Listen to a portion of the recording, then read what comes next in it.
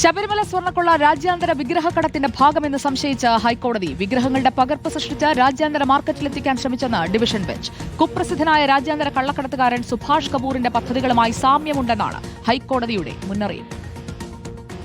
ശബരിമലയിലെ ദ്വാരപാലക ശില്പങ്ങളുടെയും വാതിലിന്റെയും പകർപ്പ് സൃഷ്ടിക്കാനുള്ള അളവെടുക്കാൻ നന്ദൻ എന്ന ആശാരിയെ ഉണ്ണികൃഷ്ണൻ പോറ്റി നിയോഗിച്ചു.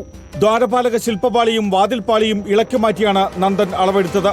നട തുറന്ന സമയത്ത് മേൽശാന്തിയുടെ സാന്നിധ്യത്തിലായിരുന്നു ദേവസ്വം ബോർഡിന്റെ അനുമതിയില്ലാതെയുള്ള അളവെടുപ്പ്. ഈ പകർപ്പിലൂടെ വിഗ്രഹങ്ങളുടെ മാതൃക സൃഷ്ടിച്ച് രാജ്യാന്തര മാർക്കറ്റിലെത്തിക്കാൻ ഉണ്ണികൃഷ്ണൻ പോറ്റി ശ്രമിച്ചു. വിഗ്രഹ മാതൃകകൾ വൻവിലയ്ക്ക് വിൽക്കാനായിരുന്നു പദ്ധതി. സമഗ്രമായി തയ്യാറാക്കിയ പദ്ധതി അനുസരിച്ചാണ് പകർപ്പെടുത്തത്. രാജ്യാന്തര ശൃംഖലയുടെ ഭാഗമായുള്ള കള്ളക്കടത്തുകാരുടെ പദ്ധതിയാണിതെന്നും ഹൈക്കോടതി സംശയിക്കുന്നു.